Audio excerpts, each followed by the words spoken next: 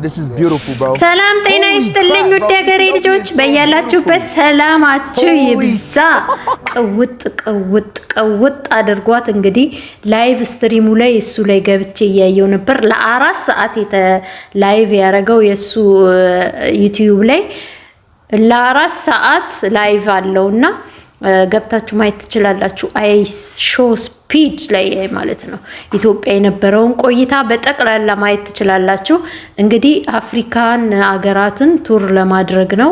ስፒድ የ21 ዓመት ወጣት ነው፣ አሜሪካዊ ነው። እንግዲህ ኢትዮጵያን እንደገባ ወዷታል። ኢትዮጵያን ግን ብዙ የሚያሳፍር ነገር ደግሞ ኢትዮጵያ ውስጥ አይተናል።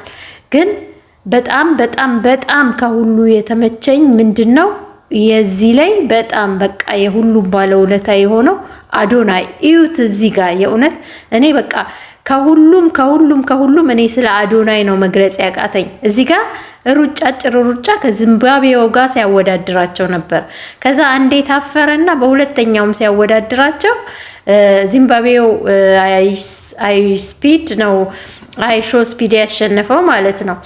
እና እዚህ ጋር ይዞት የአሜሪካኑ ምንድነው የሚለው እንዴት ትሸነፋለህ ለምን ተሸነፍክ ነው የሚሉት። እንግዲህ ፍጥነቱ እንደነግራቸው አልችልም።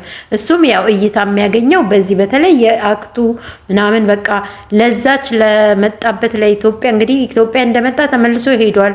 ያው ብዙ ነገር ቡናም ተጋግሞ ሲጠጣ ነበር፣ ጥሬ ስጋ በልተዋል፣ ሲዘል ነበር፣ አንዴ ፑሻፕ ይሰራል፣ በቃ አይቀመጥም። እንደውም ቤተክርስቲያን ውስጥ እንዴት ይዘላል እያሉ ነበረ። ያው እንግዲህ ልጁ ምንም በዚህ ጉዳይ ያለውን ነገር አያውቅም። ግን ኢትዮጵያን ብዙዎች ስለሚያዩት ይሄን በሱ ምክንያት ኢትዮጵያን ዓለም ስለሚያያት ያን ደግሞ የኛ ባህል መታየት ስላለበት የኛ ትውፊት ባህል መታየት ስለነበረበት ነው የወጡት። እዛ ጋር ታቦት ወጥቶለት አይደለም የሃይማኖት አባቶች የወጡት መስቀል እንኳን ሲያሳልሙት የነበረው እሱን የሱን ላይም ስትሪም ብዙ ሰዎች ብዙ በዓለም ደረጃ ስለሚታይ ለዛ ኢትዮጵያም ትታወቃለች። በዛ ነው እንግዲህ ኢትዮጵያን ታውቃላችሁ። ኢትዮጵያ ታዋቂ አይደለችም። የሚያውቋት የቅርቦቿ ናቸው በብዛት። አሁን አሜሪካ ውስጥ ያሉ ራሱ በብዛት ኢትዮጵያ አትታወቅም። እኛ የምንታወቅ ምናምን ይመስለናል። አሁን ብዙዎች ኢትዮጵያ ብትሏቸው የማያውቋሉ። ስለዚህ እሱ ደግሞ ኢትዮጵያ ውስጥ መምጣቱ የጠቀመው ኢትዮጵያን ለሚያውቋትም ለማያውቋትም የኢትዮጵያን ባህል አኗኗራቸውን ጀግንነታቸውን ያሳያል። እዚህ ውስጥ ግን እኔ ከሁሉም እሱ ከመምጣቱ እኔ እንደውም ትናንትና እንደሚመጣ ባቅ ኖሮ ሙሉን ላይቭ ስትሪም አይ ነበር። ከአይ ስፒድ ጋር ተገናኘው ብሎ ዳውንሎድ ኢንተርቴይንመንት የለቀቀውን ቪዲዮ አይቼ ስገባ ስትሪሙ አልቋል። ከዛ በኋላ ማታ የተቆራረጡትን አየው። ራሱ ጋር ገብቼ ደግሞ ሰብስክራይብ አድርጉ ሲባል ስለነበር ገብቼ እኔ ያቀመን ተወጥቻለሁ። ሰብስክራይብ አድርጌያለሁ። እንግዲህ ስፒድ ሾው የመጣው ኢትዮጵያ ውስጥ በተለያዩ ከኛ ቀድሞ እንግዲህ ያው እንደምታዩት የዚምባብዌውን ስፒድ ሾው ይዞ ነው የመጣው። ኢትዮጵያ ውስጥ ደግሞ ያለውን ጠንክር በርታ እያለ እንደውም ልጁ ቋንቋ ቢያቅ በጣም ጥሩ ነበር። ቋንቋ እንኳን ሳያቅ ተቋቁሞታል። ከነሱ ጋር ለመቆየት ብዙ ጥረት አድርጓል። የኢትዮጵያው ማለት ነው። እኔ ይሄኛው ጎኑን የታየኝ አዶናይ ደግሞ በጋርዶቹ የአዶናይንማ መግለጽ ነው ያቃተኝ። እሱ ሊተረጉምለት ነው የሚጠጋው። ጋርዶቹ ደግሞ እየከለከሉት እሱ እየተጠጋ በቃ የመከልከላቸው ራሱ እሱ ውስጥ አልታየውም። አዶናይ አስባችሁታል? ሰው ለራሱ ለመታየት በሚሯሯጥበት ሰዓት አዶናይ ግን አጠገቡ ላለው ወንድሙ ነው ለማስተርጎም ሲሯሯጥ የነበረው። ምን አይነት ደግነት እንዳየውኝ በዛ ሰዓት ልነግራቸው አልችልም። የእውነት በጣም አዶናይ ከበደብኝ በጣም። እና ከኢትዮጵያም ከዱባይ ራሱ ለዚህ ብለው የሄዱ ቲክቶከሮች ነበሩ። ይሄ ልጅ ግን አሁን እዚህ ጋር ሜሲ የሚለው ልጅ አውቀዋለሁ፣ ዩቲዩበር ነውና እኔ ኢትዮጵያ ውስጥ ያለ አልመስለኝም እኮ የወጣ መስሎኛል። ይሄ ልጅ ማለት ነው ከእንትኖች ጋር ሲሰራ የነበረው 3 ሆነው ምን ነበር የሚባሉት እንኳን ከነሱ ጋር ሲሰራ የነበረው እና በዚች በአጭር ሰዓት ውስጥ እንግዲህ አቺን ቀን ነው ኢትዮጵያን ትርምስምሷን መርካቶ ገብቶ ፍራሽ ሲሸከም። ሸማተራ ግን ያሉት ነጋዴዎች አሳፍረውኛል።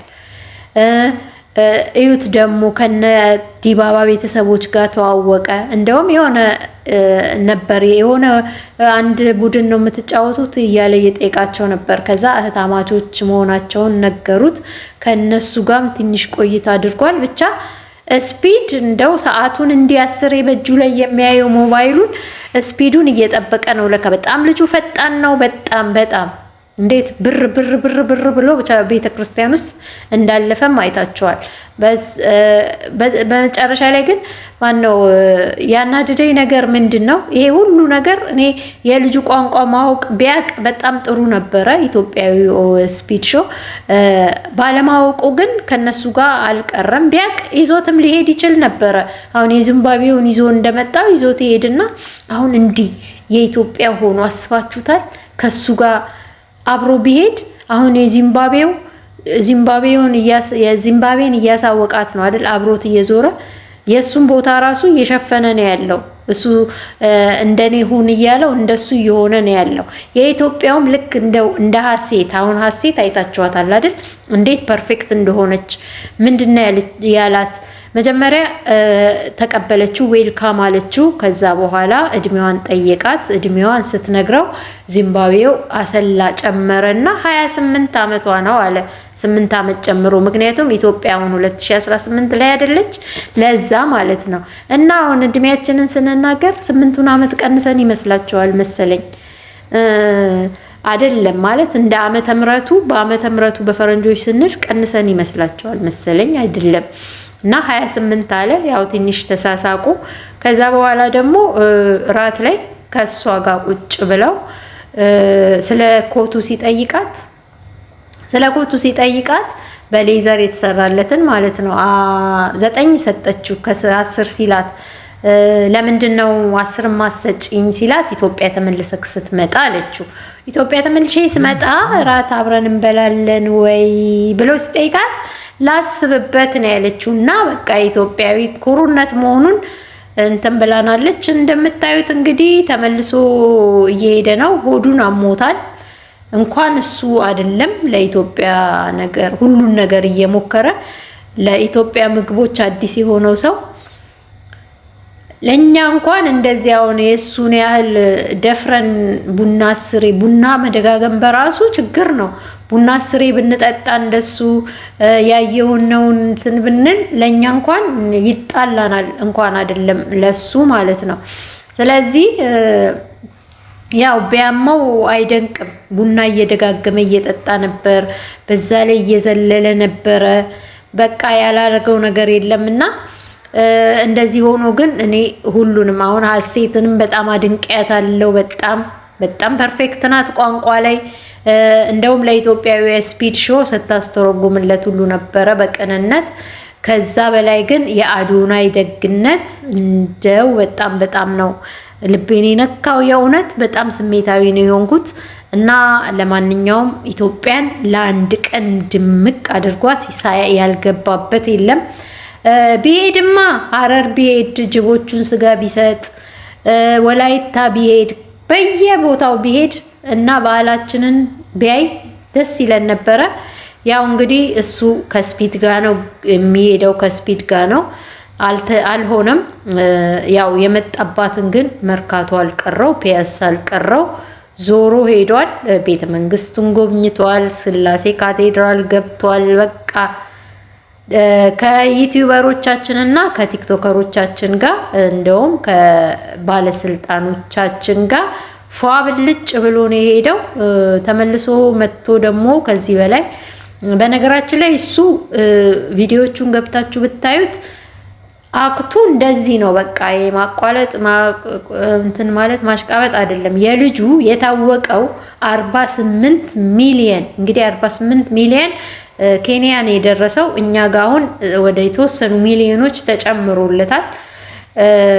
እና ይህንን ያህል ፋሚሊ ያገኘው ልጁ የተለየ አክት ስላለው ነው። በቃ በዚህ የተለየ አክት ስላለው በዚህ አክቱ ነው ፌመስ የሆነው። ስለዚህ አዶናይም ሲለው የነበረው ልጁን በቃ ዳሎል ኢንተርቴይንመንትም ልጁን እንትን እንዲል ደፋር እንዲሆን ሲመክረው ነበርና እና በዚህ ጉዳይ በሙሉ የተሳተፋችሁ የእውነት በጣም በጣም ቃላት የለኝም። በጣም ነው ማመሰግናችሁ ማከብራቸው።